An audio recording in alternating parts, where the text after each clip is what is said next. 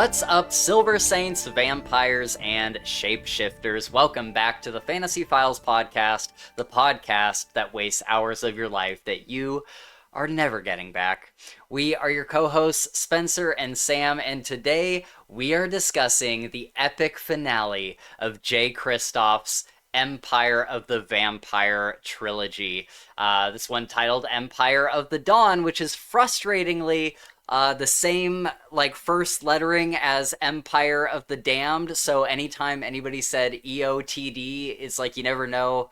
It's like, why'd you do that, Kristoff? Yeah. But anyways, right? Like make it like Dawn of the Empire or something. Yeah, you know Dawn of the Empire. Yeah, switch it around. But this episode will contain spoilers for all three books right from the start. We're getting right into it. So if you have not read them, especially the third book, then turn back now until you have.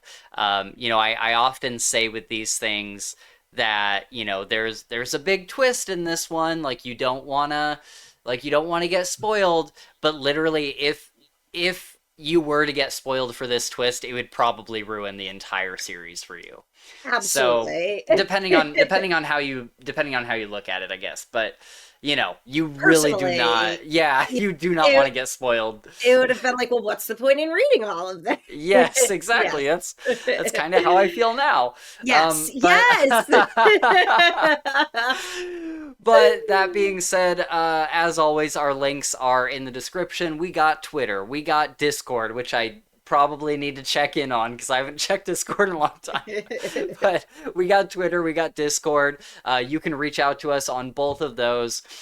We have Patreon, where you can watch these episodes live as we record them, which is always super fun. Sometimes we have on authors and stuff, and you can join us live and ask them questions, which you don't get to do necessarily with the video that ends up coming out on YouTube later. So it's well worth the $3 a month or whatever it is over there for you.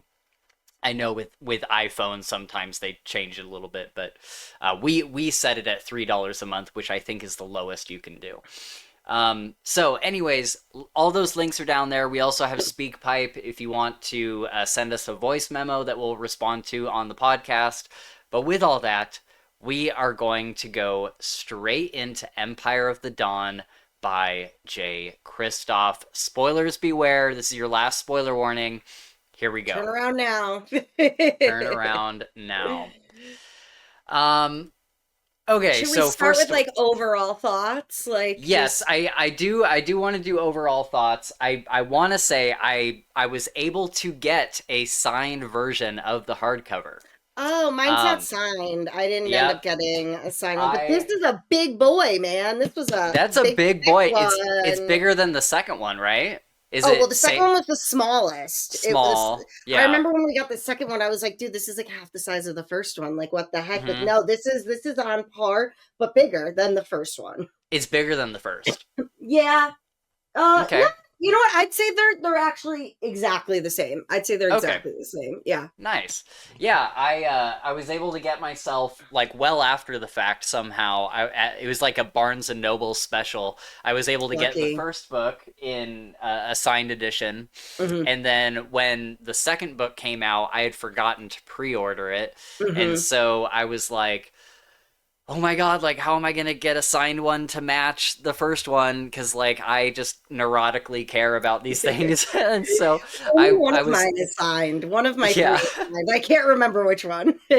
I was able to find one that was... The book had already been out for, a week. And there was a bookstore, I think it was a Powell's bookstore in Portland, Oregon.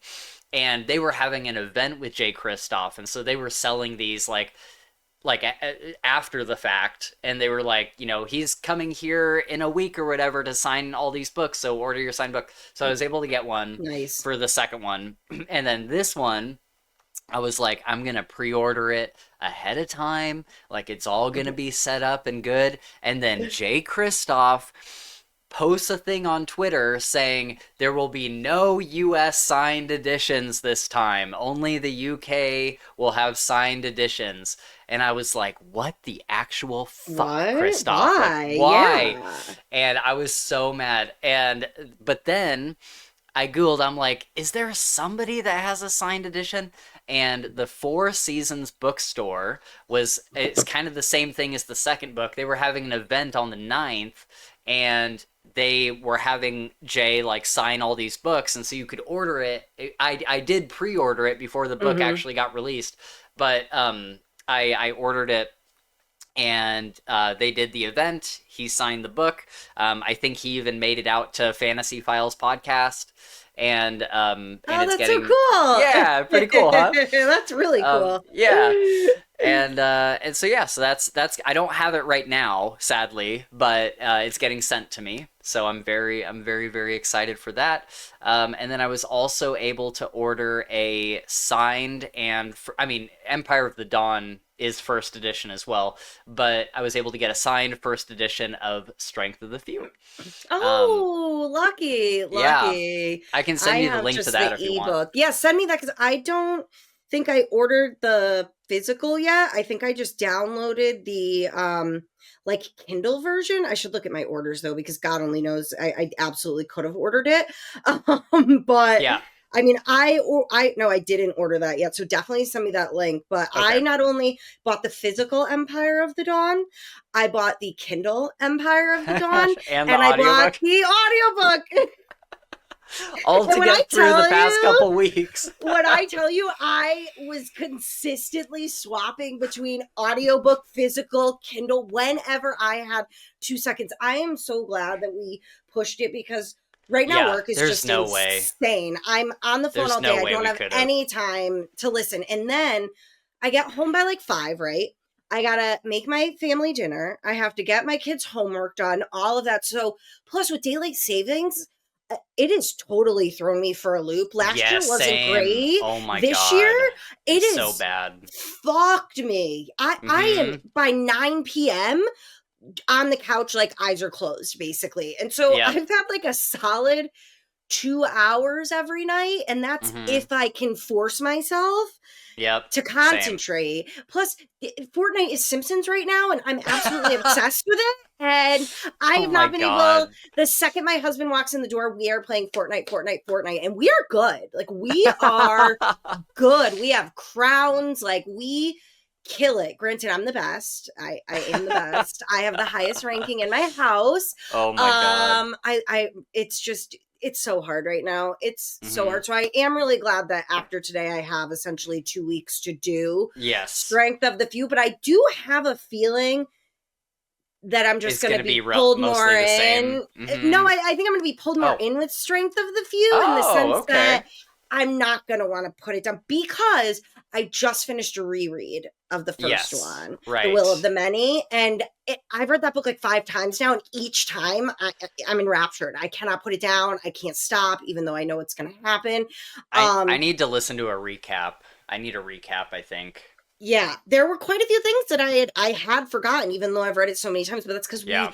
read so many books and then we heavily, discuss them on the pod. There's only so much my brain can Can hold. retain. Yeah. So, and that was an issue when I started Empire of the Dawn. Was I was like, Yes. I feel like I should have reread book 2. I feel that way as well. There was quite a few things where I'm like, honestly, I feel like I needed a reread from book 1. Yes, but I was like, I'm And already behind. So yeah, already that's behind. It's like, man, I should have done this like a month or two ago. But now that And we've read book 3, I'm kind of glad we didn't. You know what I yeah, mean? right, yeah.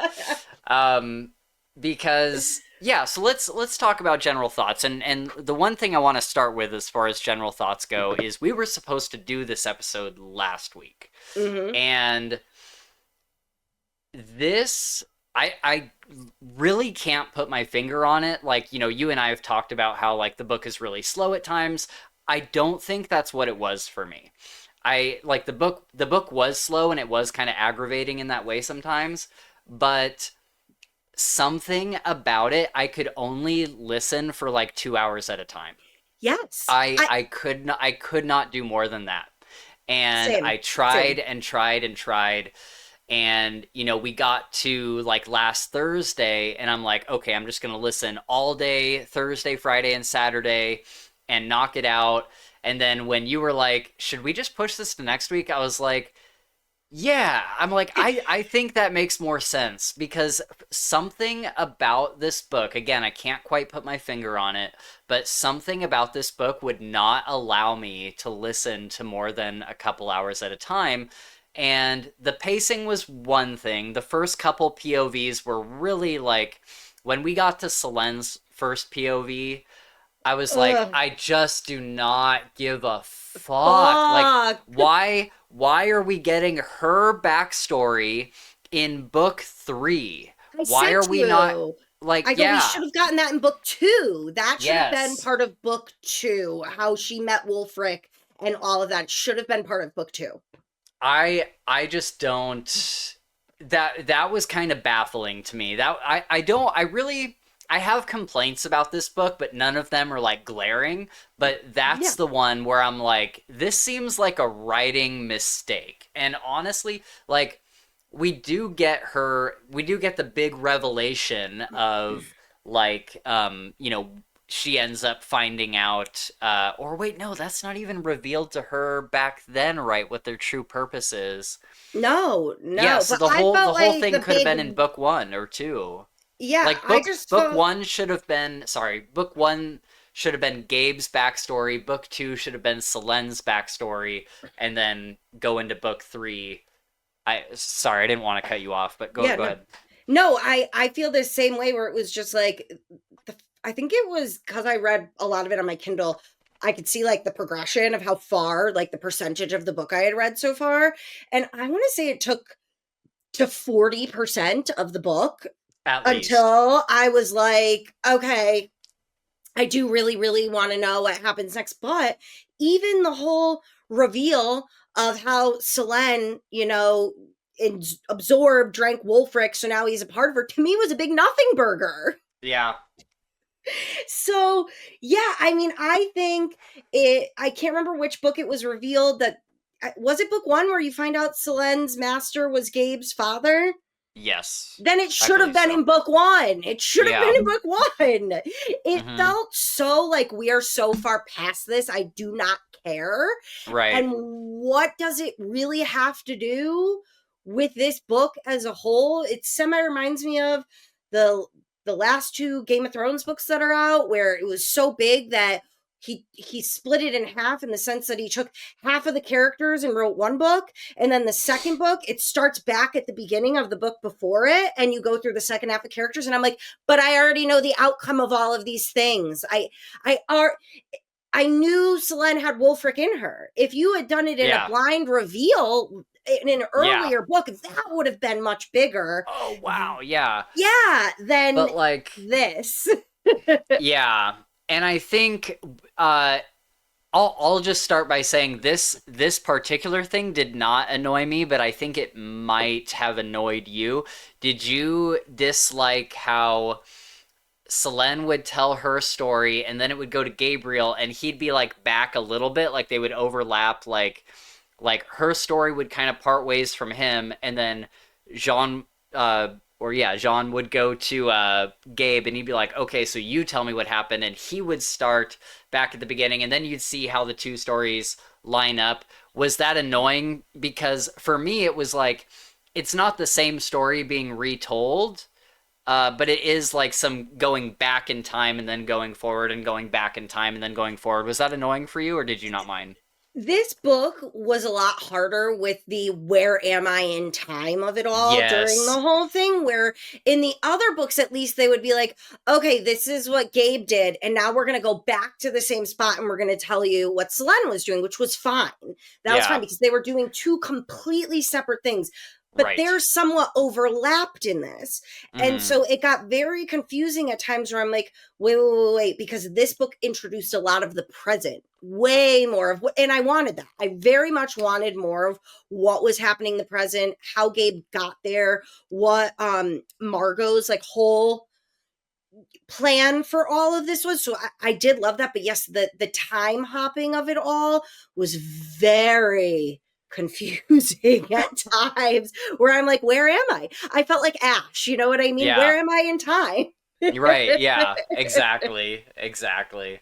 And like just you mentioned Margot. I just want to say real quick, there was so many M names that I got so confused. We have Marin, Yep. Margot, Morgana or Yes. Morgon or something. Uh-huh.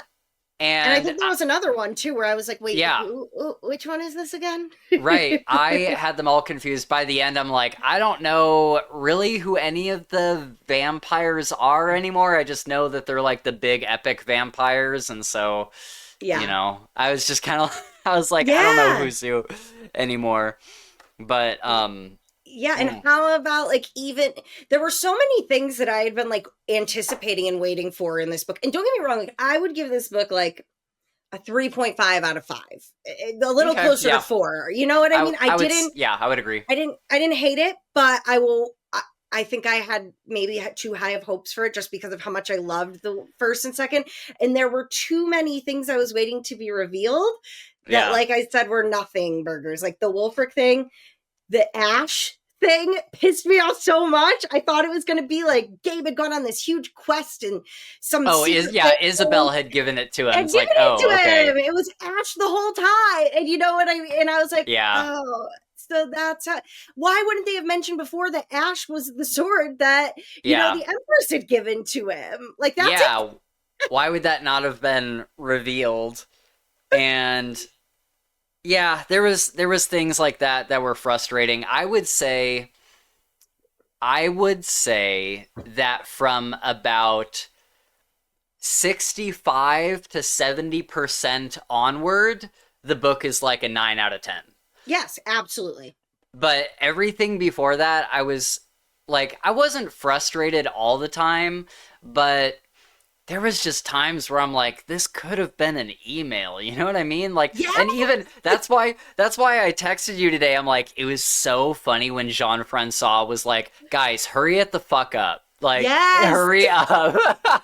He's like, he even said, it. he's like, I don't want to hear about Gabe on the path to go fight Fabian Voss. Like, Yeah. just tell me about from when he gets there to how he kills him, and hurry it the fuck up. And they start telling him, and he's like, this doesn't sound like you're giving me the abridged version. Yeah, he's like, make it snappy. Yeah.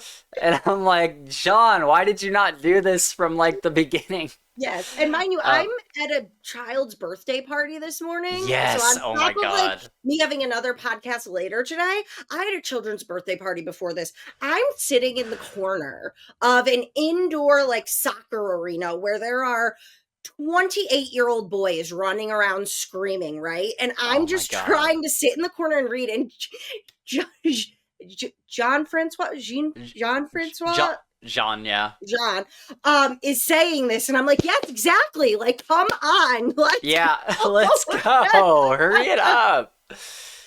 Yeah, I could not believe how much it dragged at times.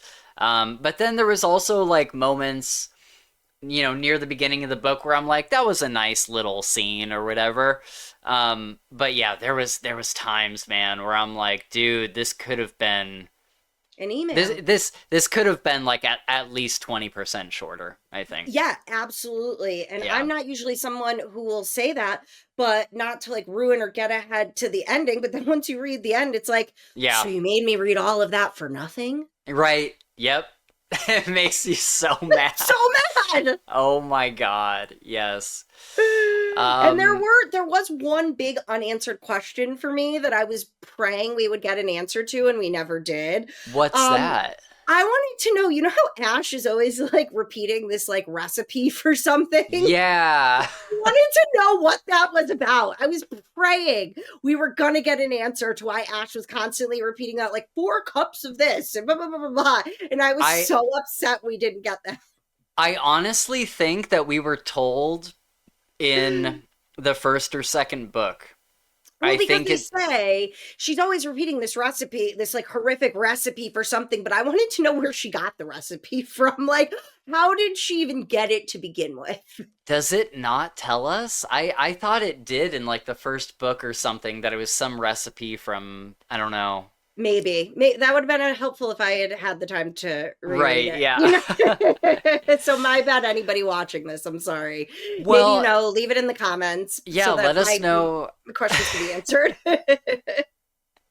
Yeah, there was just a lot. There was a lot in this book that went into really specific details that made me be like, I really needed some more info, which would have helped by reading the first two books again. Um, it's a hard series to read like we did, where read it when it came out, read the second book when it came out, read the third one when it came out. I think it would be hard to binge all three just because you need kind of a breather after each book, but Mhm. at least reading them all in the same year would have been pretty helpful, I think. Yeah, and for like the normal reader, I'm sure like it would be much easier, whereas we still have like our obligations for the other things that we're doing for the pod. You know what I mean? Right. So it's like, how am I going to fit in two extra books in addition to all the other books I'm already reading? And it Right. was just, and I tried. I have the second book downstairs on my coffee table. I tried, and I Hmm. was just like, no, I just need to jump into the third, and I'll pick it up That as I go, and I can Google if I don't know. Yeah, that was so funny because you texted me and you're like, I'm actually gonna start a reread of the second book. Like, I think I'm gonna do that. And I saw that text and I was like, that seems like a hard mountain to climb right now. And I didn't say anything. And then, like 15 minutes later, you're like, nope, fuck it. I'm going back to the third. I was like, yeah. Yeah, because it was one of those things where I was like, oh, like I want to, but the actual doing of said want was just too much to overcome. And plus, I really wanted to jump in to book three because I'd been anticipating it Yeah. so much. And for another reason, it's like I did a reread of, Will of the Many recently, but I did a fully audiobook. Like I had had the time Yeah. to listen to it. I struggled listening to any of these in audiobook. Hmm. I don't know why in comparison to anything else I've done in the past, but I really struggled with the audiobooks of them. And so I think I was just like, you know what? I'm just going to jump in. And like I said, if I have to Google it, I have to Google it to remind myself. But in the end, honestly, other than like maybe some minor details that would have been really helpful for context and whatnot, I really don't think I missed much. So, Same. Yeah, for sure. Yeah, but I yeah, that think was so I funny. I was like, you know what? yeah. I'm going to do book two. And then 50 minutes later, I was like, no, fuck it. I'm done. Yeah, I'm done. Uh yeah, I think this was my most anticipated book of the year. If we're not counting Dresden Files that comes out like just after December, like it's like January 2nd or something. That would be my biggest anticipated. But otherwise, if we're just going December to December, this is my biggest anticipated of the year. Did it live up to the expectations? Is it a masterpiece? Is it Jay Kristoff's masterpiece? Personally, I would say I'm doing a little not caveat, but a little you know I think that the ending, as angry as it may make people, I think the ending is a masterpiece. Oh, I absolutely. think on a technical level, you look at books where it's like that had never been done before, and you look at something like Game of Thrones with the main character dying. It's like, wait, main characters can die? That was the first time we had ever seen anything like that. And there's other books that have done similar things where it's like, I've never seen this be done in a book before. And we'll talk about the ending in full force later, but just real quick to say, the fact that not everything, but like the vast majority of everything we've been told is a lie, and it was all to get Gabriel and Selene and Dior and Joaquin where they needed to be at the end, and they're just like spinning this yarn, and then the ending being like this big like gotcha, but not really like a, well, kind of a gotcha to the readers, but like a gotcha to the vampires. Was I've never seen anything like that before. And that twist was really, really good. And I think, it, you can love it, you can hate it, but I think as a writerly endeavor, as something that is going to probably be a huge shakeup for the fantasy reading experience, I, I think that is akin to the murder of the main character in Game of Thrones, the first book. I think it's on par. I would compare it to, I will never forget this book, and it was like a teen book that I read years ago, like a decade ago. And it was about these twins, right? And one is like the goody goody, and the other's like the bad, wants to go out and party and whatnot. And it was this very intense story through all of it. And then you find out in the end that the one twin died in a car crash, and as a result of that, the other one has had split personality disorder from the Ah, trauma, and keeps thinking she's the other sister and then will be herself, and it's not revealed until the very, very end. that's great. And that book was mind-blowing to me at the time, to the point where I immediately went back to the first page and was like, I have to reread every single thing that I have just read, because that just blew my mind. And I do somewhat feel like that with this. Have you read this? Oh, oops, hang on. The Last House on... No, but I've heard of it. You would like it. I won't give anything away. Okay. I'll just say you would like it. You would like it. Yeah, but so it's like akin to that, where it was like, it was not something that I saw coming whatsoever, but it makes me then say, oh, well, now I feel like I need to go back. And Mm-hmm. you're not actually telling me, though. Like, you made me read pages and pages and pages of certain scenes, and now I'm like, well, what was true in this and what wasn't, outside of just the deaths? You know what I mean? Yeah. It like, especially with Selene and Mother Marin, I'm like, so wait, what was any of that true in her Mm-hmm. telling of what they did together or not? Right.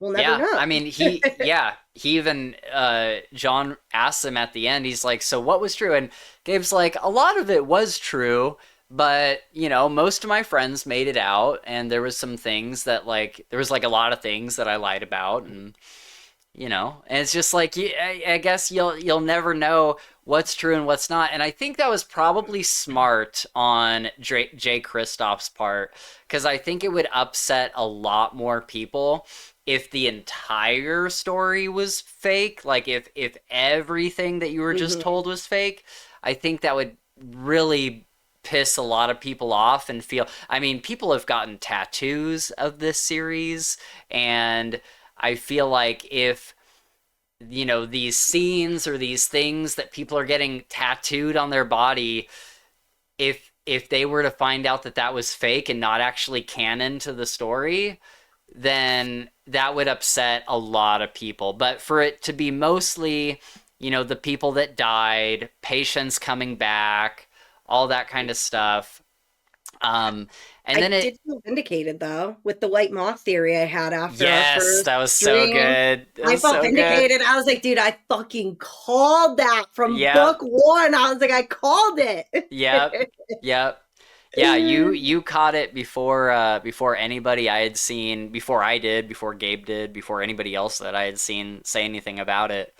And you were spot on. You were spot I was on. spot on. I for a minute at the end there, I thought that Joaquin or that Dario was Dior.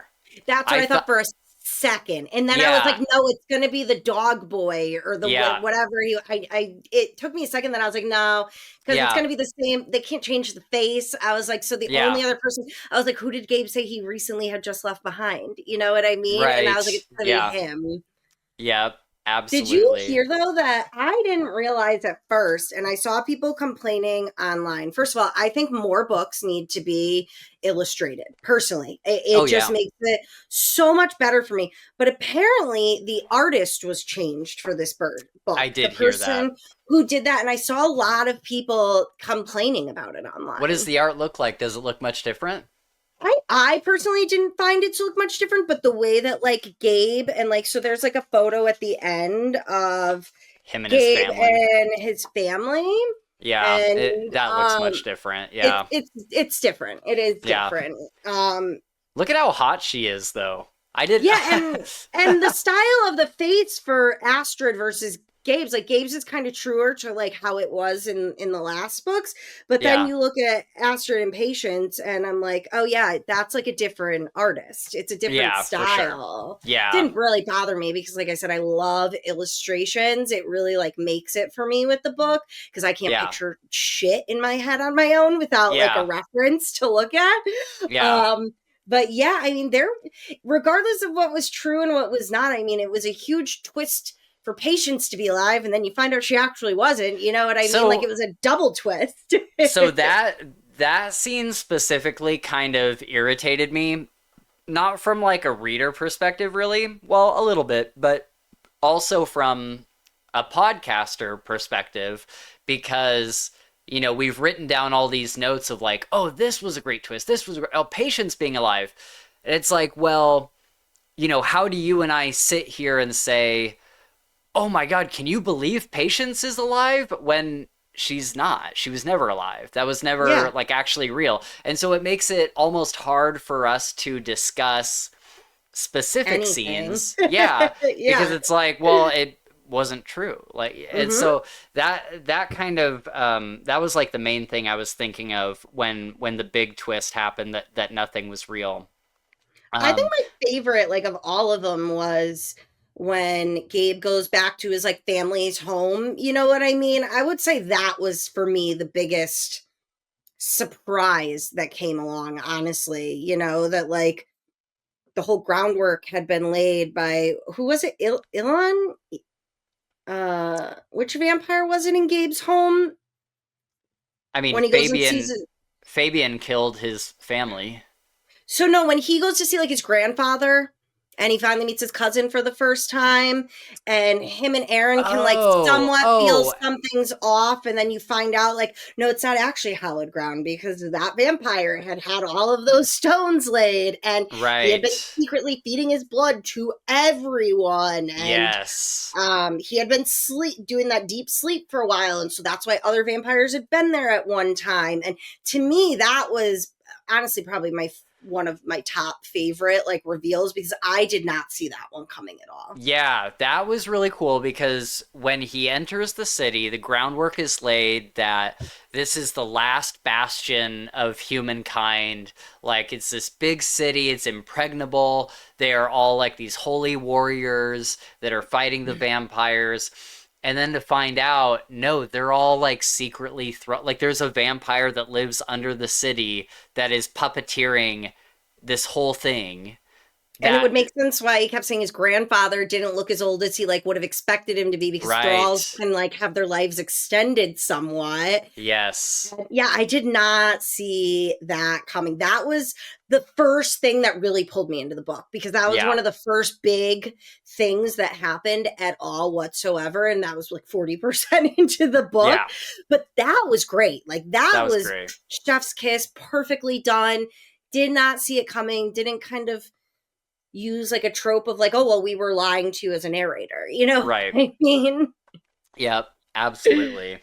What did you think of Charlotte as a character? Speaking of the of Leon, the city. I liked her because like I understood her animosity. So Gabe, you know, it starts out with he's with what Aaron, Lachlan, and Batiste, and they Hmm. see this woman riding being chased by thralls, and they think to go save her, and it turns out like it was all a ruse from them, you know, to try to kill thralls. That's what they do. And you get in there and you find out it's his cousin, and she's like this very hardened person. They call her like Madam of Ash or something like Hmm. that. And you want to know the story behind that, and then you find out that their city had somewhat been taken over by a couple different vampire groups, and she had been told by God that what she should do is like go blow them all up and like burn most Hmm. of the city Right. down. And so I did find it interesting that it seemed like his grandfather really wanted Gabe there because he's like, you're someone people will follow, while what Charlotte did was what what needed to be done. People are always going to look at her as the one who like still killed like thousands of our own people. Yeah. And I felt like her anger with Gabe was misplaced in the beginning, and I was like, come on, like you guys can be friends, like let's do this. Yeah. She was a very multifaceted character, Mm. and I liked reading about her. I really enjoyed having her as like a new addition for one of the characters in the book. I really enjoyed her. Yeah, and I think I liked the I liked her as a character. I thought she was very fun and very cool. And I also like what she did for Lachlan, Hmm. where he is this guy who is, he's got Gabe's back through and through, but he still holds on to a lot of his like Silver Saint. Silver Saint thinking and like no, we're not supposed to be married. He's like, I understand you had to do what you had to do, but we're not supposed to be married. We're not supposed to like do this and do that. And as she kind of like they kind of get together over time, and it happens little by little. I liked that blooming romance and how there was just like a trickle feed of that over time. I thought that it was just done really, really well, and it changed his way of thinking. It made him, behave differently from that point on, especially learning that he's got a baby on the way and everything. I thought that was a really good storyline. Well, and I found it Um, interesting because when you don't know yet that everybody's like under the thrall in the city, that you can tell Lachlan is already kind of, catching some feelings for her. And yeah. so then when you find out everybody's under the thrall, I was like, oh, well, was she made to like advance on him so that it would be Hmm. another person in Gabe's party saying let's stay, and to find Right. out later that it was actually like true feelings? That was really nice. Yeah, that was good because so often it's like, oh, none of this was real, and Like, um, the ending, none of this was real. yeah, kind of like the ending. Yeah, when Lachlan died and Charlotte died, I was like, no, oh my Hmm. God. Like I had that reaction to like everybody, all of our people that died. I had The such a Aaron and crazy Baptiste reaction. one, yeah, killed Dude, me. that Theirs was was rough. brutal. I was so mad at Baptiste. I'm like, he's about to kill the guy. Like, fuck off. Like, what are you Yeah. doing? You Oh think my Aaron's gonna God. forgive you if like it Oh works my out that you become God. a vampire, and then he's gonna be like, Mm, okay, well, we fucked up getting rid of Day's death, you know what I mean? yeah, But at least we can live forever together. right. Oh my God. Okay. Also, I was not aware. I did not remember that Baptiste wasn't a full-on Silver Saint. I Me I thought he either. had the ink and everything, but he doesn't have any ink. He was just a blacksmith, like just a blacksmith. And I didn't Yeah. remember that either because I was like, well, isn't he a Silver Saint? Why is Lackey being so like mean to Aaron? And it's not in any way physically, being an issue for Baptiste. And I was like, oh, he's not a Silver Saint. I was like, Yeah. he was just a blacksmith. Mm-hmm. Yeah, Same. that blew my mind. I totally spaced on that. Same. Okay, it wasn't just me then. Yeah. Speaking of romances, what did you think of as annoying as Selene's backstory was for fitting into this book, it did pick up at a certain point for me when she actually, her and Wolfric and Alex and what's his name, Percival, they get into the gala or whatever, and they're there to take down these four vampires. And Selene has kind of had, I just love kind of like forbidden romance like this, where, she goes up to his balcony and he's like, "Are you an angel?" And she's like, "No, I'm not an angel." And she like sweeps him away into the night to like show him the city that he's never gotten to see. And then the gala happens and he's being attacked and she saves him, and he touches her porcelain mask and he's like, "Oh, you're beautiful." Um I loved that whole romance. I thought that was done really, really well. It was just everything else around it that I was really annoyed by. Yeah. And then the moment I think it's good that Kristoff did this, because far too often, when he eventually does see her face in another book done by another author, he would have been like, "I don't care what you look like," or whatever.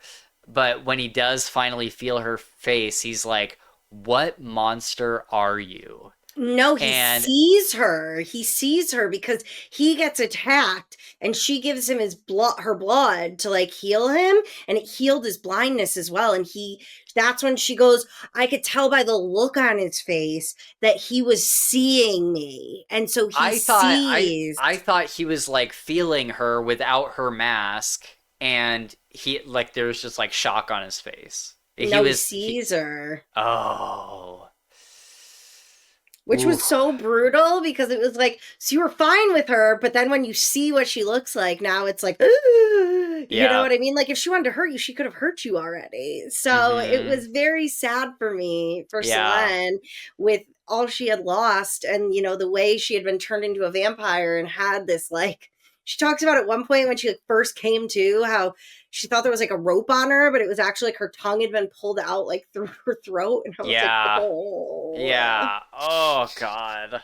Yeah. So I felt bad for her because she was kind of dealt like just a shitty hand from the Yeah. beginning. And so for him to react the way he did, which while I appreciated it, it wasn't the trope of like, I don't care what you look like. Yeah. It was heartbreaking. It was a tragedy, and I think a lot of this trilogy, I love tragedies, and I think a lot of this trilogy it is a tragedy. And I was kind of like, as we got to the end of the book, I was like, he's gonna do it. He's gonna kill everybody. I'm like, this is the first time I've ever seen just like everybody die in one series. Like Yep.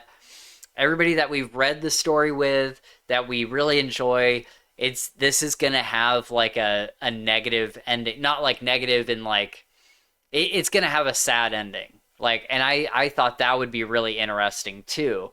Um, and so do you have any thoughts on, would you have rathered the book continued on its course to have like maybe Gabe kills all the vampires but like everybody kind of dies, or are you happy with like the happier ending that it has?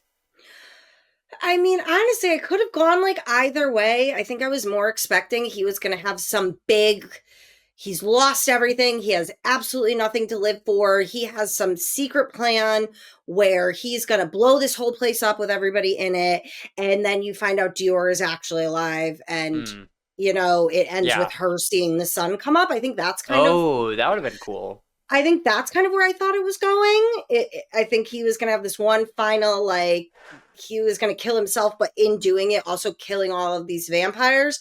And then you do find out the Grail was alive. But yeah, I mean, he kind of did it both ways at once. He gave you Yeah. the sad ending, but then you find out, like, that Yeah. it wasn't actually real. So I Yeah. don't know. That's He. a tough question. That's a tough Mm-hmm. question because he did somewhat give us both in the same book.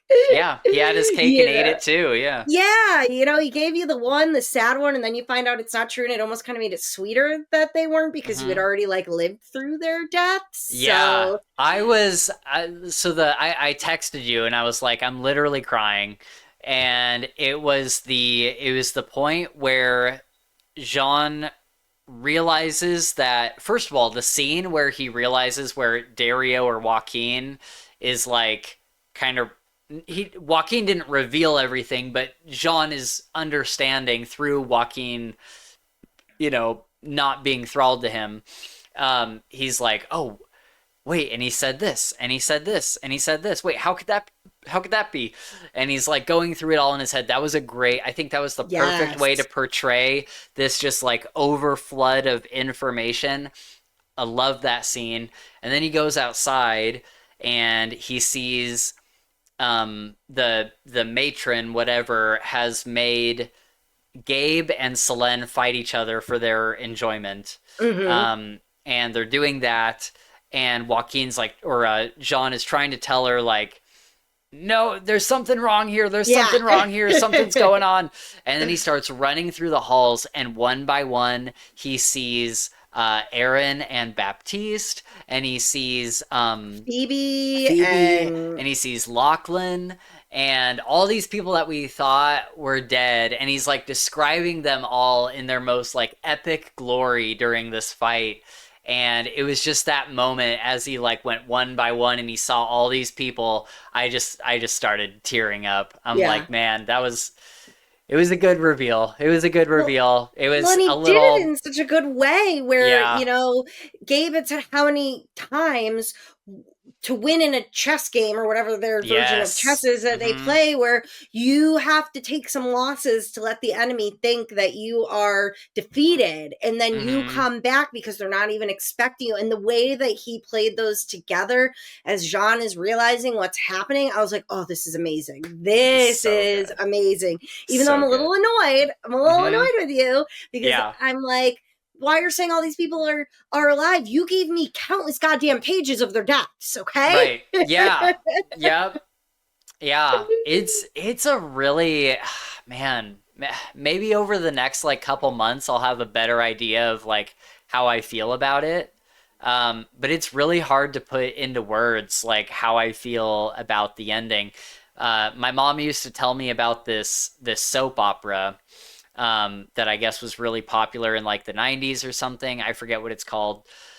But the premise was like there was this one season where a character had died and they went through the entire season like mourning him and all this stuff had happened, or maybe it wasn't a soap opera, maybe it was just like a show, but like they had like mourned his death and everything. And then that season concluded, and then the first episode of the next season was the girl waking up in bed and hearing the shower on, and she like gets up, she's like, who's in my shower, and goes in there, and it's the guy that she like, her husband or whatever, that she thought died. And it was like kind of the beginning of, oh, it was all a dream, and like that whole trope.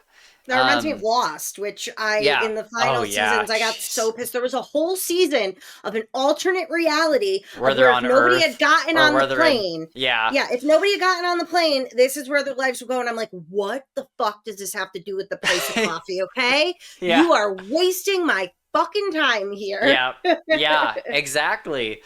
And I think, I mean, Christoph really put his balls on the table. Like, people are either gonna love this or hate it. Like, because it is kind of it was all a dream trope to an extent, but it was done pretty well, I think.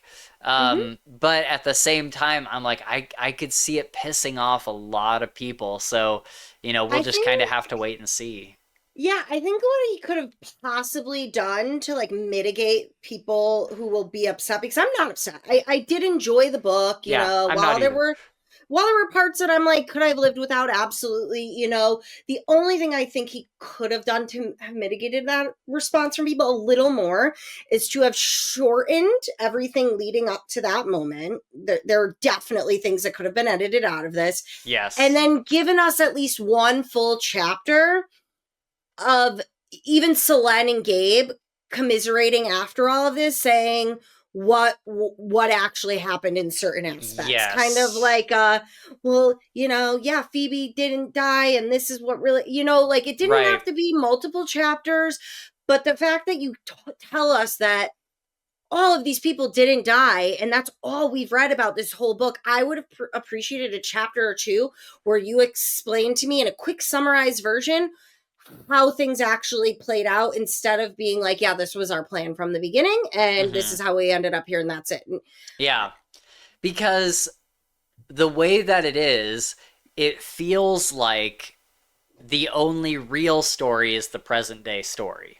It feels like that's the only like canon story, and all this other stuff was fluff. Like, And was Celine working with Mother Marin the whole time? Did she lie in the beginning? yeah, What I don't happened at the know. wedding feast? Did that play out the way that it did? I Like, doubt it. was Celine going to go along with it and then told her at the last second and they decided to not kill her? Because, like, Well, and we find out of all people, we find out that Rain is alive. And so it's like, what happened in that scene then? yeah, When I found out Rain was alive, that was kind of aggravating. I was that like, was wait, the so then we don't know. biggest. Yeah, we don't know what happened in that scene then. We just don't at all. Yeah, like, was Gabe really there? Was he put in their dungeons for a minute? Like, was he then still secretly revealed by killing Mother Marin? Like, there were, that one specifically, you're right, gave me the most questions. But then I also had questions about, how did Fabian Boss really die if Aaron and Baptiste didn't die the way that they did? I think that mostly played out the same. They even said that he died hard and that Dior was a part of it. And I think that Aaron and Baptiste were like, I mean, maybe they weren't even there. Maybe it was just Selene and Gabe. And but I think that did happen mostly how it says, besides, Aaron and Baptiste dying. Well, and can I ask you what might be a dumb question? Hopefully you can just like shed Uh, some light onto this for me. What specifically was Margot looking for in that book? Was it Fabian's death, or what Fabian's whole goal was of getting the Grail? Was that the answer she was looking for to get? Because she kept saying it's not finished, it's not finished. Like, I haven't gotten the answer that I'm looking for. Was her main goal to find out why Fabian wanted the Grail so badly, or was it to find out how to reverse or keep Day's death? Like, what was the whole point of Margot wanting the story? is Margot the one that Selene was following? Margot is the Queen of Wolves, the one that Jean Oh. is writing the story for. Oh, I see. Um, yeah, I think I don't know. I think that she cuz she would have known how Day's death started, so she wouldn't need that information. Mm-hmm. Um, yeah, I don't really know why she needed the recounting other than to maybe find out more about the Grail, because I think despite the whole story playing out, I don't think a lot of the big epic vampires knew why anybody wanted the Grail besides the fact that she could end Day's death. Um, Supposedly, the Grail ended up having nothing to do with the end of Day's death, but Or was it her wanting to know the Grail was really dead, so that could there be, was no like bringing the sun back type of thing? I could was a be, little confused by that. I was just like, so wait, yeah. what? Why did she keep saying no more, no more? It's not complete. I need it. Or did she Hmm. just truly want the whole story, Gabe's whole story, because of who he was? And he's the last Silver Saint, and he's gonna probably be remembered by many people forever. And so she just wanted his full story up until that moment. Yeah, I was a could little be. confused in the end. Yeah, that's fair. That's fair. I'm not exactly sure, to be honest. Okay, so it wasn't just me then. It wasn't, I was Yeah. listening to it too fast and blew by Right. Yeah. it. So my headline here is head of the Nicolette fan club. I love this vampire so much. She's such a, I mean, she's just like just kind of a dumb girl who has like this little rat of a dog, and she's very like she's not like teenagery, but she's very like almost like ditzy, just kind of like not what you expect a vampire to be. She's very like, oh haha, like just Because kind of she was actual royalty. She was yeah. actual royalty. And there was a good point where at the end of the book, somebody goes somewhere and they talk about like, oh, like I'm used to seeing only like the hardened warrior vampires, and here are all these vampires in Yes. like lace and suede and furs, and that kind of hit home for me that she is Yeah. really the first character we got much of a story about who was not out there trying to like Conquer the world, yeah. kill. Yeah, and that was her only goal. So it was a great like kind of like juxtaposition compared Mm-hmm. to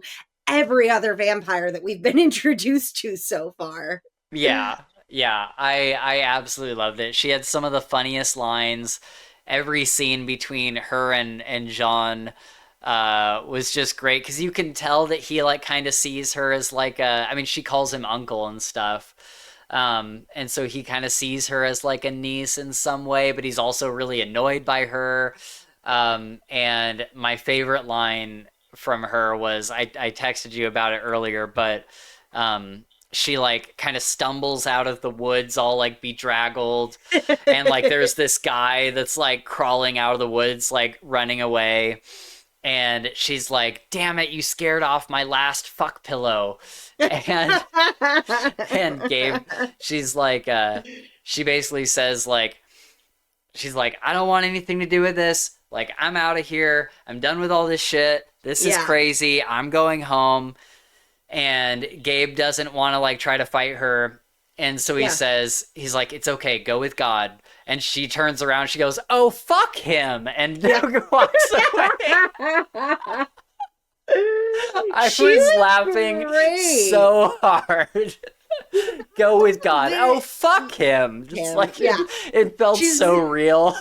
yeah, like such a like somebody who's been pampered and a princess their whole life, and now they're like bedraggled, stumbling through Yeah. the woods, and they're not fuck him. Like I'm miserable. But I was a little confused about what her role was going to be in the beginning because I couldn't tell if Jean didn't like her because she was like a secretively manipulative person who always Mm, had ulterior motives along the way, and then yeah. halfway through the book I was like, oh no, she's just like a ditz, and Yeah. that's what it is. He doesn't like dislike her because he thinks she's like secretly trying to like get one over on him or like take He's his just like so position. cultured and Yeah, intelligent and yeah, it was no, she's a fucking dumbass, and that's what he looks at her as. You know what I mean? He's like, why don't you go like just sit on your fucking ass some more and right. just get out of my fucking way? The adults Hmm. have shit to do. Right. Yeah. And so yeah, it took a while to realize like, oh no, she's just a pampered princess, and Right. he doesn't like hate her, but he's also like, just leave me alone. Right. Yeah, for sure.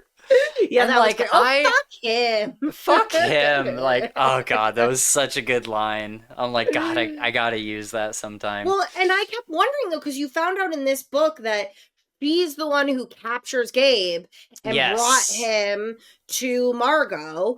And the whole time I'm like, this dumb bitch is the one that captures Gabe and Hmm. brings him. I was like, I need to understand more on how Yeah. this is even fucking possible. The Right, girl for is sure. carrying a fluffy dog at all goddamn times, Right, okay? yeah. She's the one? You're telling me she's the one that captures the last Silver Saint. Yeah. Okay. I think that would have been like pretty good, like dark humor where like Gabriel has just like defeated the most powerful vampire in all of history, but he's so like beaten down that this little prissy like princess girl was able to just come over and box him up and put him in Yeah. a coffin. Like he's just finished his final battle and he's like going to take a shit or something, and she just Yeah, like captures just him from gets him. behind. Yeah. Like, of course. It would have been such perfect like, but then it made me wonder. So, first of all, I couldn't believe they killed her. Like, it seemed like she was on their side, and Selene just turns around and, like, beheads her. So I reread that passage. I had time to reread this right before we Okay. came on the stream because it's right at the end. It's right at the very end. Let me take a screenshot of the section you wanted me to Yeah. highlight that you couldn't understand on your audiobook before I go there. Right. Yeah. But it made no sense because technically Jean killed Dario. Mm-hmm. What's it? Joaquin. Yeah. Joaquin, right? Yeah. They called him Joaquin. Joaquin. And I tell you, I reread it like 3 goddamn times because you're not out to kill all vampires because you're gonna let Celine live and you're gonna let Aaron live. So I'm like, okay, so it can't be just because she was a vampire and they're getting rid of all vampires. Right. I did not understand why they killed her because from the context of what I was reading, it made it seem like they thought she killed Joaquin. Yeah. That's what it. That's. But I was like, but she didn't kill Jean Joaquin. did. Yeah. Jean did. And so it makes no sense in how it is written that they kill her for it. I don't understand. I don't get it. And wasn't she the one that helped them plan this whole thing too? Yes, she was, in my opinion, instrumental in the what do you call it, the not like faux cover up, but like when you're like faking it, Yeah. to set everybody up for what All you the really want. espionage and Yes, she seemed instrumental in it. So I do not understand, and I'm glad to know that you didn't either, because that was one of the few parts in this book where I went back and was like, what did I miss something? I don't understand. Mm-hmm. Yeah. I don't know. I was so confused. I'm like, I don't understand why they killed her. She seemed like she was on their team. It didn't sound like she killed Dario. Like, I don't know. It was just super weird. Gabriel says, like, this is where your niece came in, talking about Nicolette, and Jean-Francois looked past the silver stained, lips curled. The Viscountess and Nicolette stood behind the Liaith, clad in yet another of her fabulous gowns.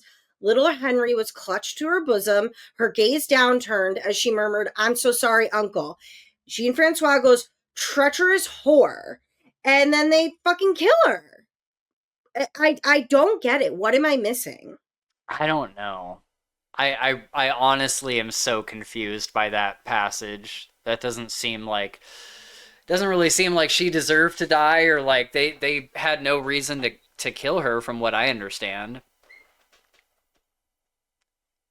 But yeah, because he looks at Nicolette desperate. I did not mean it. I swear.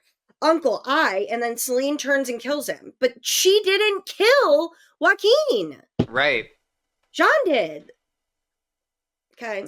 Weird. Yeah, I was very confused by that. I was like, she helped you through all of this. She didn't betray you at any point.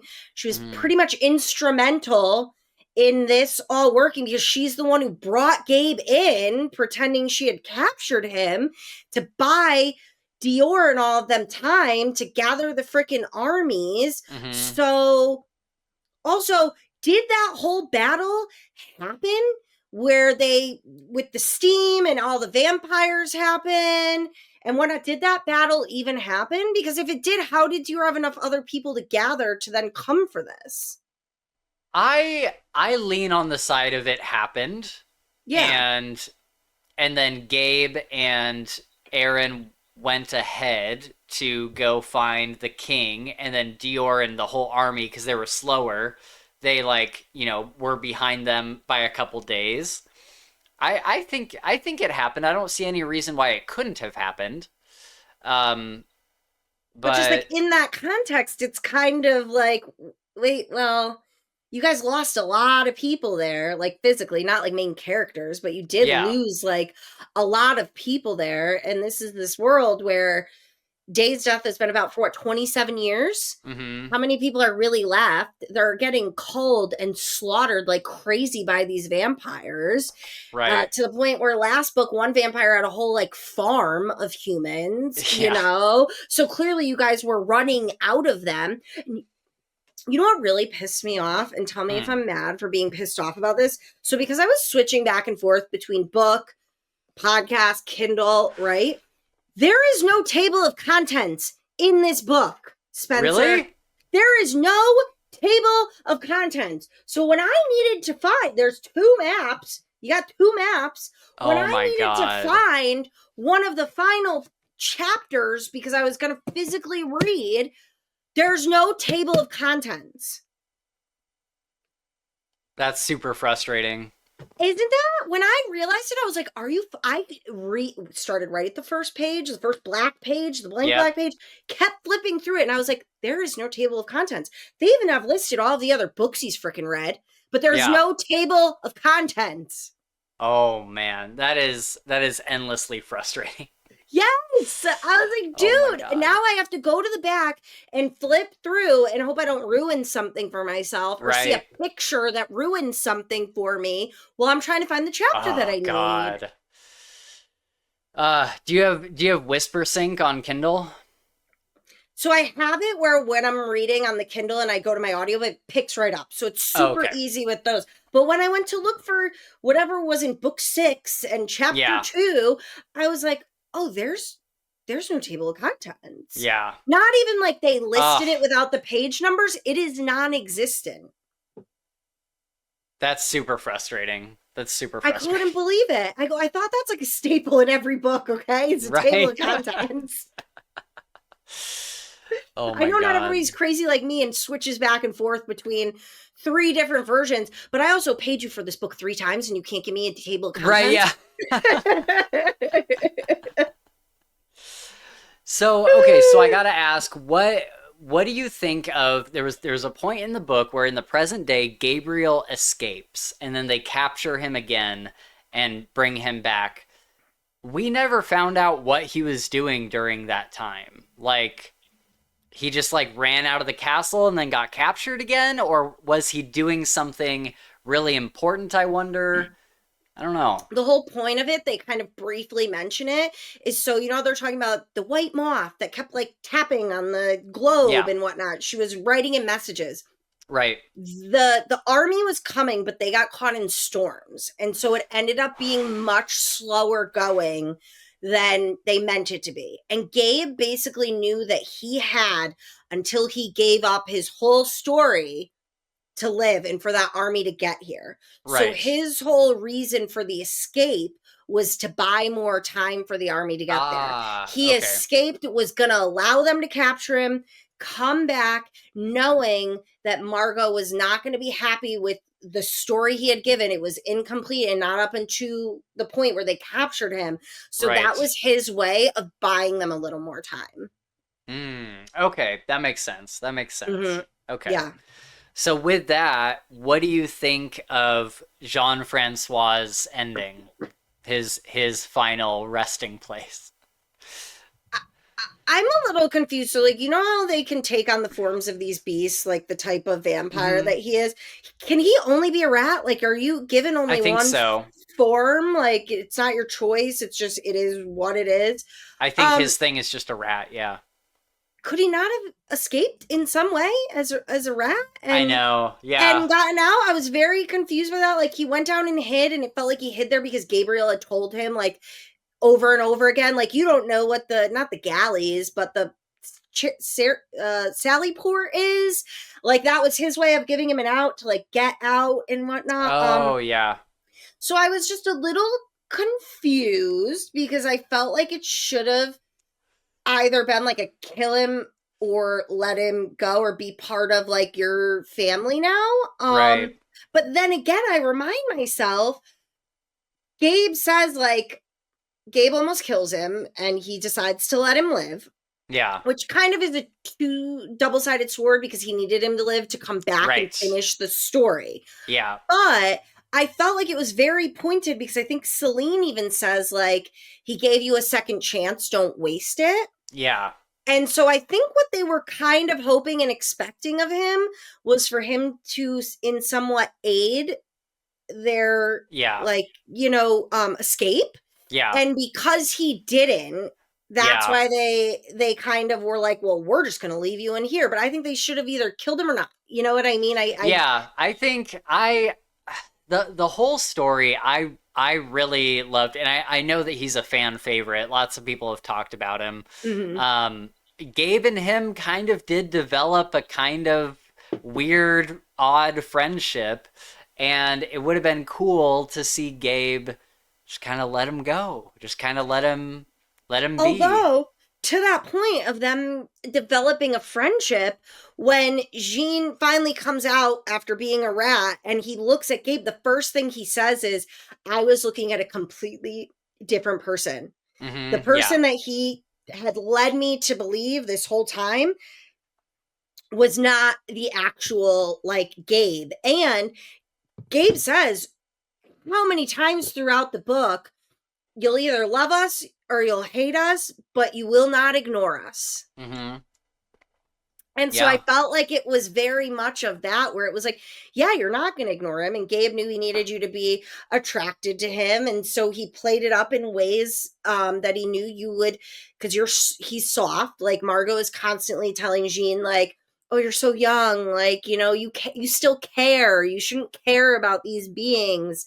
Yeah. Um, and so Jean definitely played into it. He Yeah. definitely like fell into that trap. But I mean, at the end of the day, are we really supposed to believe though that everything Gabriel said completely was a lie? Because if not, then it would be somewhat the same person he was seeing standing in front of him. So it was a very odd situation, especially because, he felt so bad about hearing about Patience and how she died hmm and whatnot. And that was all bullshit, Right. like Yeah. Gabe was sobbing and Yeah. none of that happened. Right. So it was a very interesting situation. And I felt like, well, if you were going to kill Nicolette, like, why didn't you just kill him right then and there? Right.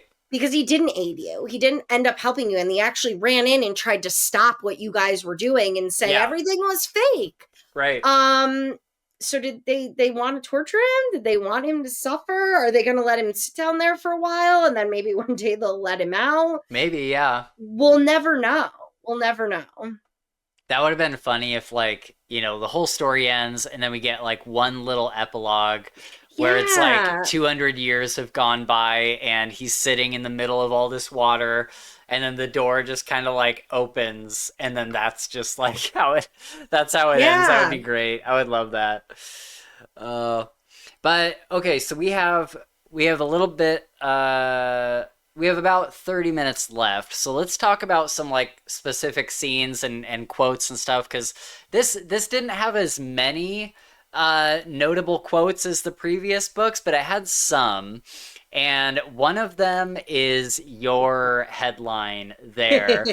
In Gabe's first POV chapter, a priest says, he goes into like this chapel, and the priest says, "Would you pray with me, my son?" And Gabe says, I'd rather shit in my hands and clap. It was just great. And that's "It's a so phrase like good." my family has used. Like it's definitely a phrase my Oh, family. really? Yes, that was I'd not the rather shit first in my time hands I've and heard clap. that. Oh, No, I have absolutely heard used, said multiple times to anything I don't want to do. I'd rather shit in my hands and clap. that's Um, so funny. but that's why I loved it, is because I don't think I've Yeah, ever seen it in a book before where yeah, I was like, I get that. I get that feeling of just like I would absolutely rather shit in my fucking hands and clap than do yeah. what you're asking me to do. Like I Oh need my you to God. understand the disdain with which I have of what you are asking me to do. I loved it. That Oh, made me so good. giggle. It Yeah, was amazing. that was great. It was great. Because he can Um, tell. That's when he's in his like yeah, ancestral place and he can tell something's off. And that was another false narration twist, that whole section of the yeah, story, is because you find out later Gabe and Aaron had kind of come up with this yes. plan That was that great. was in place. And I so like that reveal. I just loved that line. I'd That rather was shit good. in my hand and clap. Yeah. And there was a couple times like that in this book with Aaron and Gabe getting into a big fight and Aaron running and leaving and then Dior in front of Gabe like hitting him and saying you bastard and all this stuff, but really they had planned like this whole thing.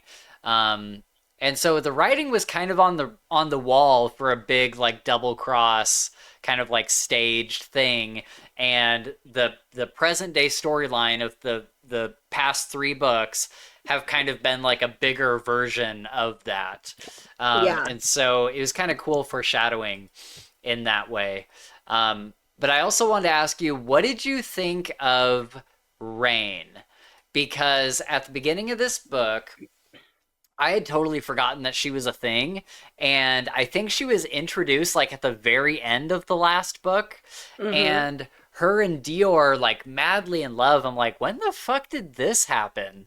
And I kind of like I like kind of didn't like Princess Rain or what Armageddon or whatever her name is. Um, and I was just kind of like it felt like such an unnecessary part of the story, and I was like, forgive me if anybody feels differently than this. This isn't coming from like a religious place or anything, just like a narrative. Like I'm like, does the God figure really need a love interest? I'm like, you have like this like redeemer like God figure that's supposed to like give their lives for everybody else.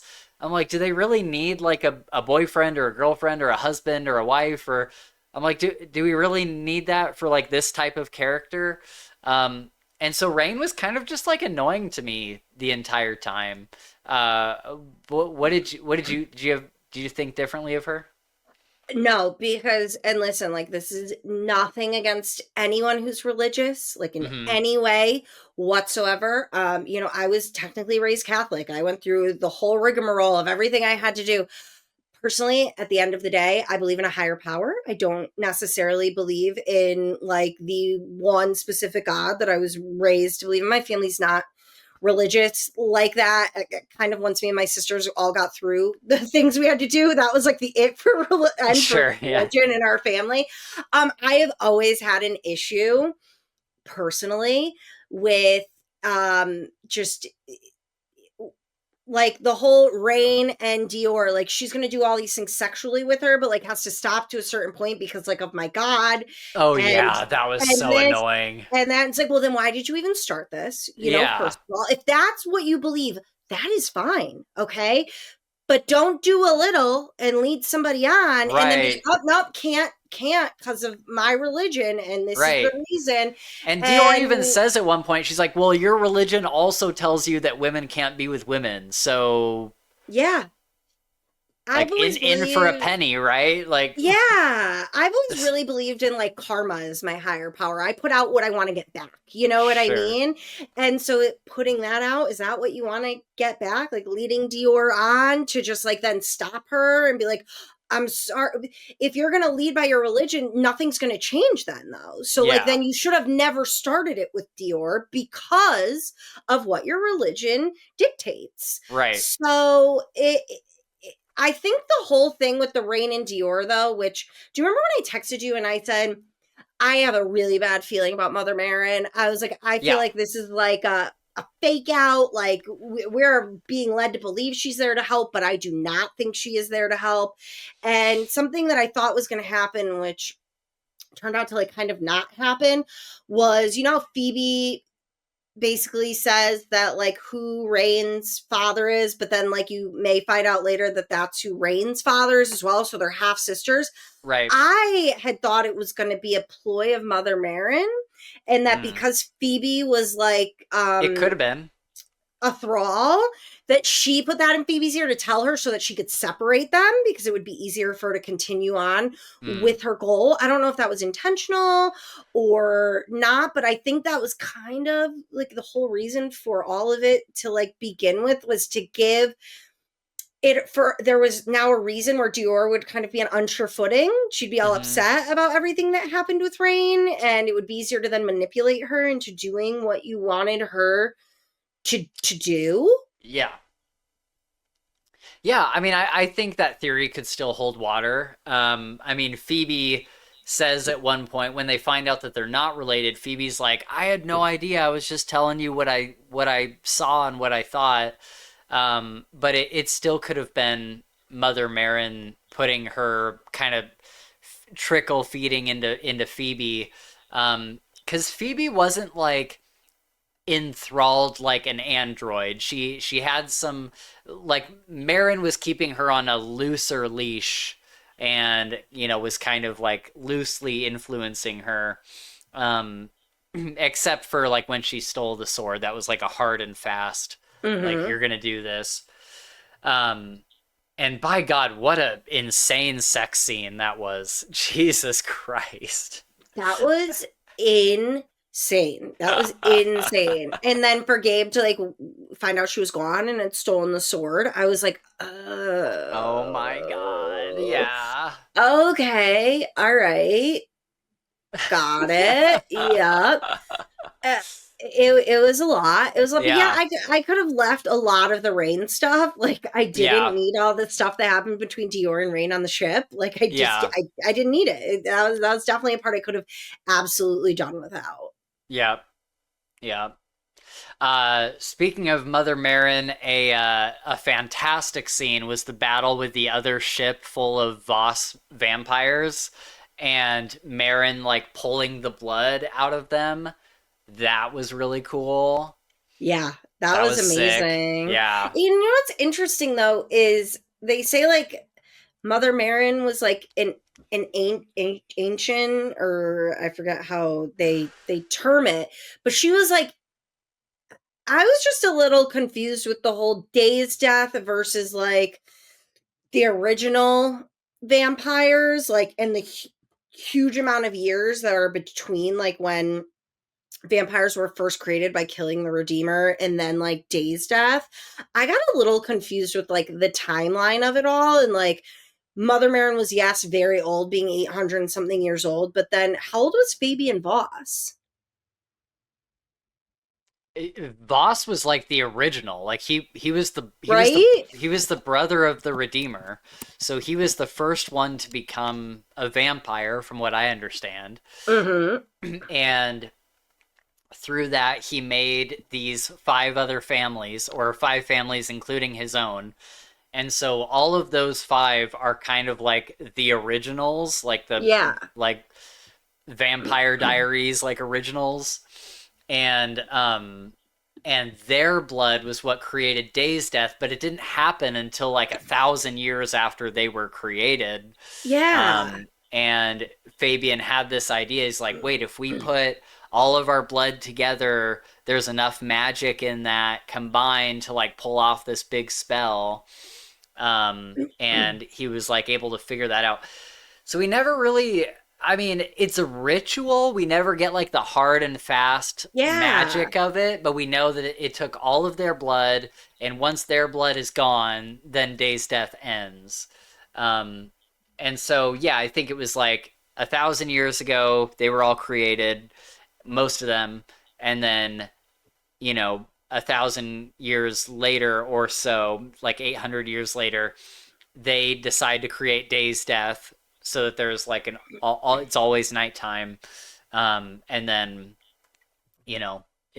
and then when they die 27 years after that, then it's gone. Did you ever get confused a lot when they kept talking about the princes, but then it would be a woman? Because that kept Yes, dude, throwing that me annoyed me off. so much. It's like the Prince of Forever, and then it would mention some like lady's name, and I'm like, just call her a princess, like, or call her a queen, whatever. Like, Yeah, yeah, like a princess of, whatever. yeah. I was just, it kept confusing me. I'm Oh like, wait, but this God. is a woman. Yeah, that got so annoying. I feel like that's happening a lot nowadays, where I've read books where like a lady is called the king of the land, and I'm like, why are we doing this? I'm like, why can't we Yeah, just call him a queen? Like, yeah. It is just it? makes it easier for me when I'm Yeah, comprehending what I'm reading. yeah, for sure.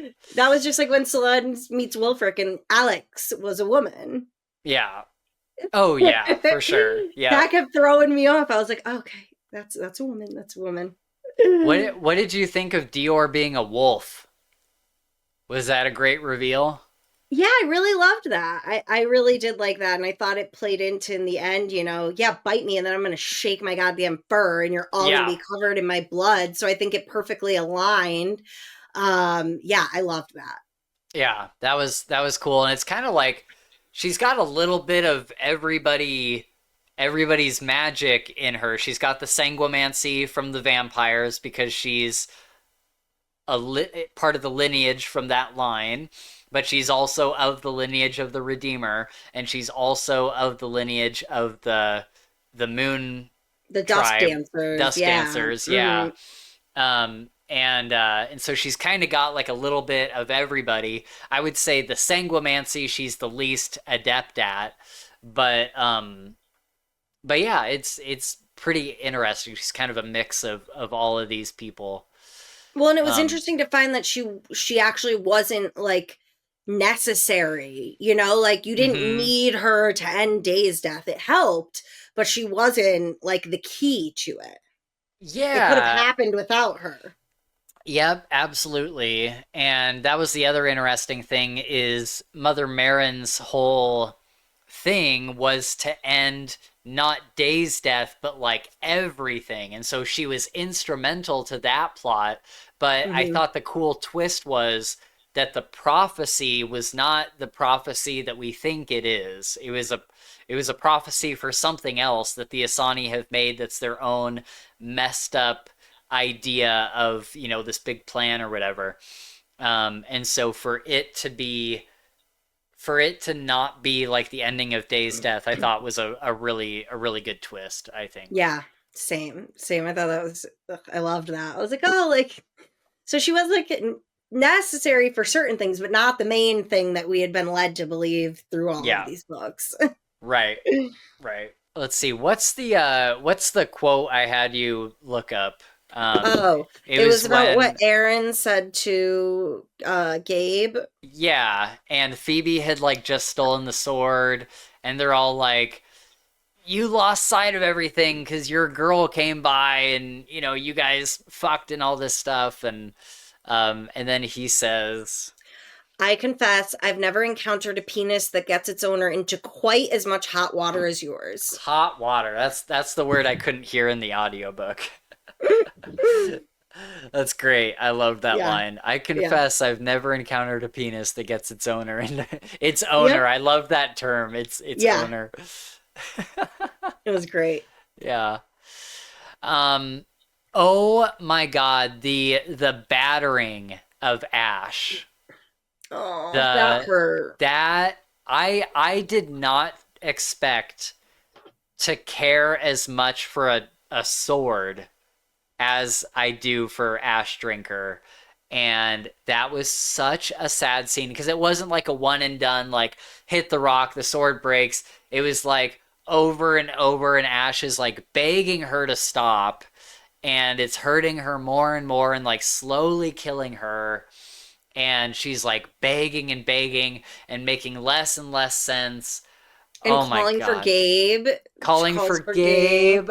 But Oh, so, in that theory, right? So, if Celine really did that, then she yeah. really was following Mother Marin for a little while, you I think know? so, yeah. Yeah. But man, that part fucking killed me. That And, was brutal. And then well, when Gabe not, wait, oh, sorry, go ahead. no, I was gonna say, well, not necessary to the story. I did want to know, like, the lore behind Ash and how Ash had, like, Yeah, originally been created. for sure. Yeah, it was super super interesting, like crafted by an angel and all that. That was really cool. Um, but the moment that killed me, just absolutely gutted me, was when Gabe finally catches up with them and uh Dior pulls Ash Drinker, and Gabe looks at Phoebe and he says, "What did you do to her?" Oh God, oh man, that hit me right in the feels. It hit me even, that was the hardest hit, but it hit me hard earlier as well when, like, Gabe is like, she's like screaming at me. She doesn't know who I am, all of that. And Baptiste looks at it and says, you wouldn't notice, but like I do because I'm a blacksmith. There's like a hairline fracture going Yeah. through her. And I'm like, no, No. no. Oh Oh, God. I love Ash. Ash is I probably my know. favorite. So good. So good.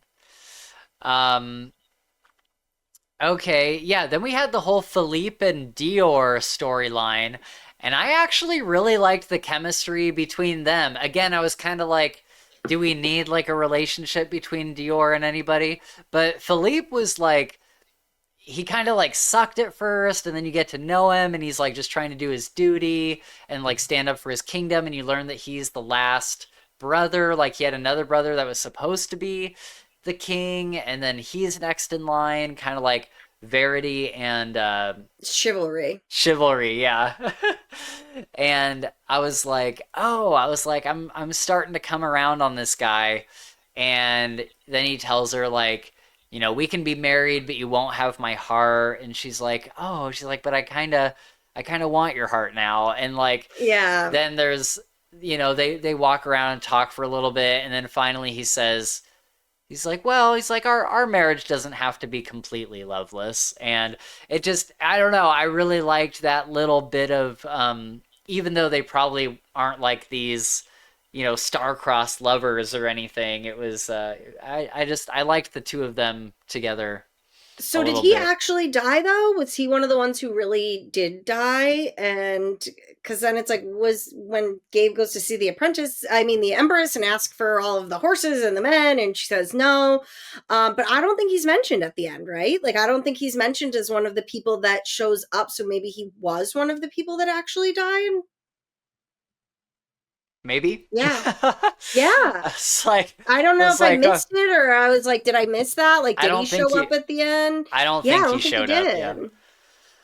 Yeah. Oh, he really grew on me really quickly, very Yeah. quickly, and I was kind of rooting for him and Dior. Like, Yeah. come on, don't count it out that like it could be like a loving marriage. You Yeah. guys seem to actually really quite enjoy each other a lot, Right. and I almost would have preferred Dior to end up with him and be Empress with him versus Reign living. Yeah. I think Dior's blood was used in really interesting ways in this book. I think it was cool how like her blood was the thing that could pierce the hardest of vampire skin, Mhm. Yeah. And I thought that was really cool. And how even like Joaquin at the end, he's probably been drinking her blood.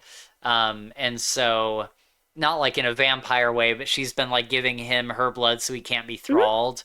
I thought that was pretty cool. I found it I thought it was interesting where like, they're in these battles and Dior's not there to fight. She's there to keep like healing the wounds of all the people that have been like taken down in some way but aren't dead yet. Uh-huh. And it very much reminded me of Game of Thrones with like the army of the dead, and how like they're just these like walking skeletons, or like, half uh what do you call it, like half rotted like corpses Hmm. walking around, and even though you might knock them down, the Winter King or whatever the fuck his name was could animate them again eventually, so it's like, Hmm. what's the point? And so Uh-huh. I thought that was interesting, how she's very useful in that, like, you may be down, but unless you're dead, like, her blood can heal you and you can get right back in the fray. Yeah. So we're at the very end. John is talking to Gabe about like they had just showed up at like Fabian Voss's like ritual that he's conducting, and Gabe mentions the horses, and he's like, and we tied the horses to the tree or whatever he says, Hmm. and John says, "Wait a minute," and Gabe's like, "What?" And he's like, "The horses lived." I Yeah. was beginning to think it was some morbid joke on your part that the most dangerous job in Elladane is not woman who slept with Gabriel de Leon, but horse who. And then Gabriel says, "Shut it, pale blood." Yeah, that was great. That was So great. good, so good. The most dangerous job in all of Elladane. Yeah. Um. Okay, we talked about Nicolette. Yeah, the whole ending with Baptiste getting in Aaron's way, that really pissed me off until we found out it didn't happen. Yeah, and the Um, taking Patience back because he really wants to be a vampire so he can dude, live with Aaron so let's forever. yeah, let's talk about Patience for a minute, because that was a good twist if it had been real. And we get that like Patience is there, and Gabe's like, "Oh my God, like my daughter."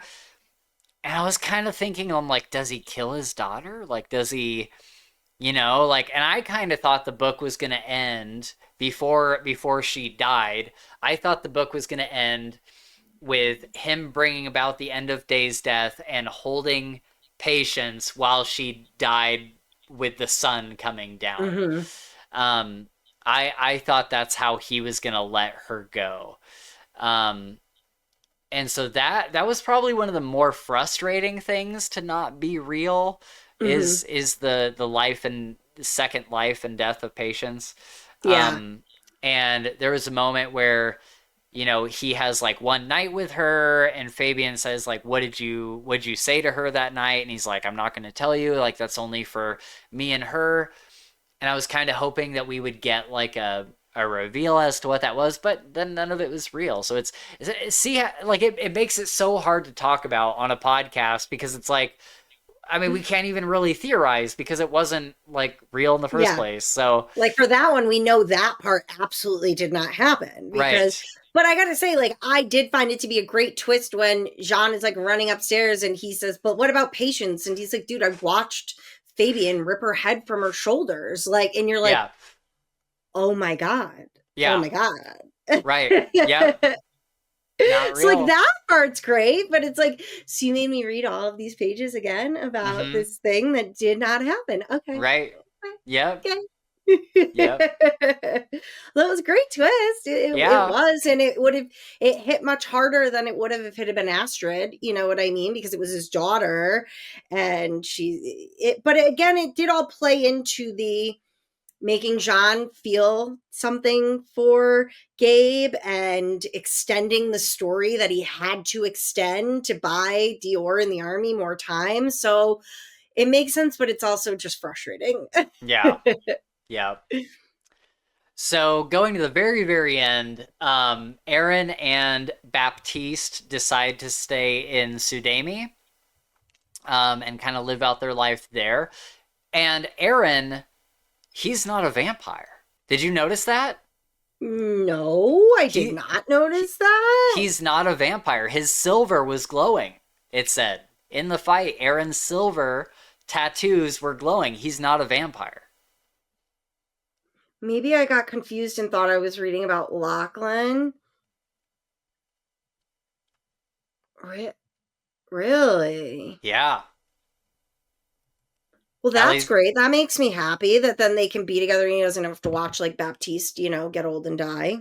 yeah, that was a complete fabrication, which is crazy. Crazy. But yeah, I thought that was interesting.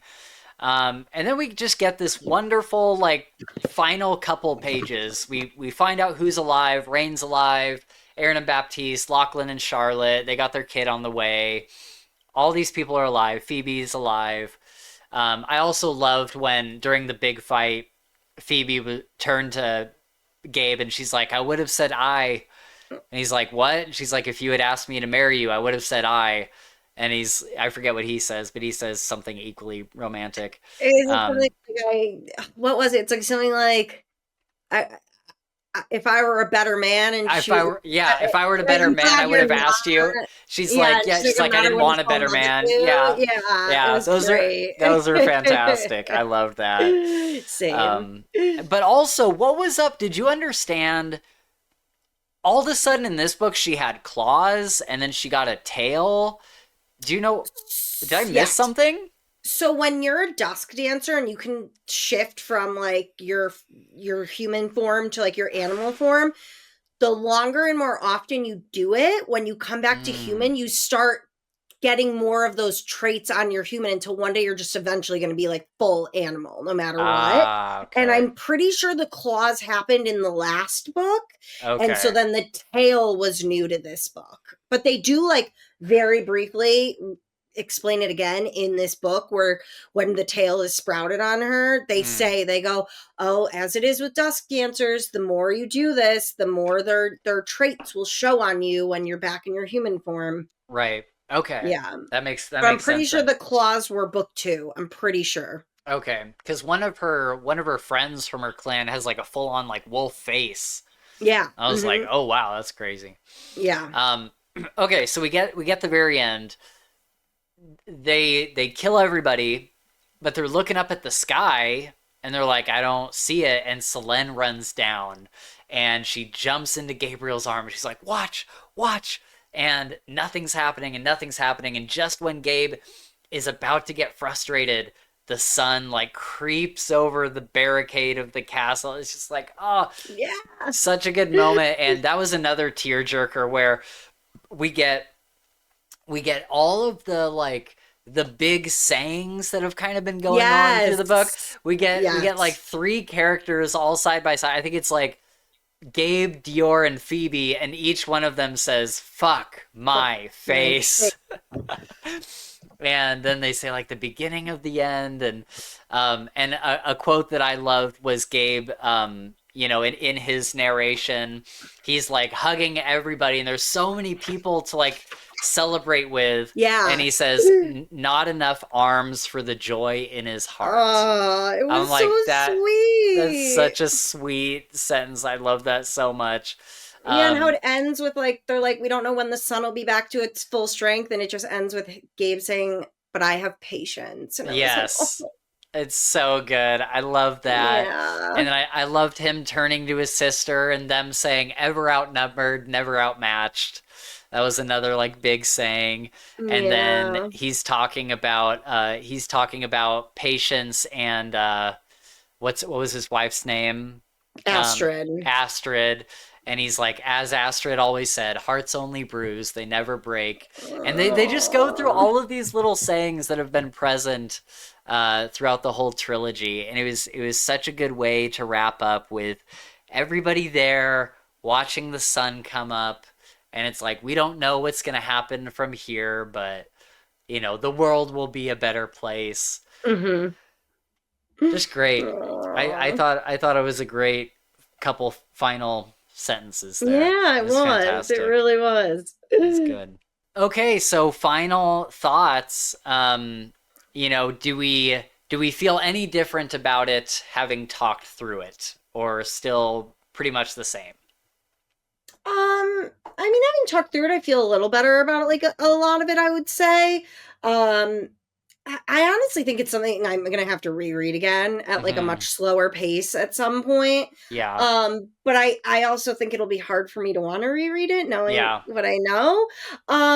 So I would have to say probably about the same. yeah, Probably about the same because I didn't hate it. Like I didn't yeah. hate the book, you know? I was very middle of the road on it. And it does make it hard to want to go back and reread the whole series as well. Yes, You yeah, know? yeah. So It makes it tough because, especially the thing that makes it especially difficult for me is that you don't know what's real and what's not. mhm, So even if you went back and reread it, you wouldn't be able to necessarily mhm, say, "Oh, that was fake. I see those there," because you don't have the rubric for what is fake and what's not really. Um, so yeah, it makes it tough for sure. It's gonna be a hard reread. I think it'd yeah. be Mhm. tough. I mean, I feel like Um, book 1 and 2, I would feel are pretty true to like what happened. It's really just book 3 when like yeah, what they're saying you would have to question almost everything. right, exactly. Yeah. For me, I think a final score, I would give it like a 7.5 out of 10, maybe getting close to an 8. I think I like the second book more. Mhm. But I do have like a critical appreciation for Mhm. how he crafted the ending and how that is something, fairly new that we really haven't seen Mhm. in mainstream fantasy, like just everything kind of being this big twist. And, like I said, I think some people are gonna love it, some people are gonna hate it. And I'm interested to see what reviews start looking like in the next couple weeks. I'm gonna be keeping my eye out for spoiler reviews. It does have a very high score on Audible. I think it's sitting at a 4.8, which is a very very good score. So it seems like most people are enjoying it. Jay Kristoff is very happy with it. He said in interviews. Um, and yeah, it's funny looking back on some of the interviews that I was watching because he did a bunch in the run up to Empire of the Dawn. And the thing he kept saying is the story you think you're reading is not the one that you're reading. And people thought that meant, oh, the twist with like Dior, like she's the answer to Day's death and stuff. Like it's not like Gabe isn't the main character, Dior is, and people took that for what it means. But no, he's actually talking about the whole fucking story. The whole fucking story. So Great yeah. choice. Yeah, it'll be interesting to check out some more reviews and let us know down in the comments what you thought of it, because I think this is going to be a really divisive book. I don't think there's any way of getting away from that. I think it's going to be very divisive. So yeah. All right, well, onward and upward, we have King's Dark Tidings, Ritual of Ruin coming up soon. That'll be me, Gabe, and Chris. And in the meantime, Sam will be reading Strength of the Few, and then I will hop on board with that as soon as I finish the new King's Dark Tidings. And you guys will be seeing these episodes faster than we usually put them out. Pretty much as soon as we're done recording this, I'm going to edit it and put it out, so you guys will have it, during this whole hype of the book release. Same with KDT, same with Strength of the Few. And then maybe we'll do the sequel to Silver Blood Promise, because my December has recently opened up. I was going to get surgery in the beginning of December, but we moved it to January, so I actually have December a lot more open now. So if we get to it, we get to it. If not, we will be doing KDT and Strength of the Few, and pretty soon we'll be doing our December live stream where we wrap up the entire year and we drink a lot and we have a lot of fun. So be there for that. Keep an eye on our channel for that. It's usually December 22nd is usually when it's been in the past. So keep an eye out for that. We'll all be there. Sam, thank you so much for joining me on this journey. This whole trilogy, you've been here for the entire thing. It's been such a ride. Oh my god. Yeah. It's crazy to do a trilogy where it's not like we just read them back to back, but it's like over the course of years. Years. What a great finale. So thanks for hanging in there. Yeah. I loved it. I think I was the one who brought up the first one and was like, we gotta do this. So. Yeah, we gotta do it for sure. Yeah, it's been super fun. Yeah. So with that, everybody, we will be calling it a day there. I know Sam's got to get to stuff. I want to enjoy the rest of my Sunday. Hopefully you guys enjoyed this episode. Let us know down in the comments what you think of this book. I'm genuinely so curious to hear your guys' thoughts. But yeah, we'll be doing those books coming up, and then also feel free, links are in the description, Twitter, Discord, Patreon, where you can see episodes live as we record them. And then SpeakPipe if you want to leave us a message. We'll keep you guys updated with more stuff coming up. But talk to us in the comments, talk to us on Twitter, Discord, all those places. And until next time, I won't make Sam say it this time, but fuck my face.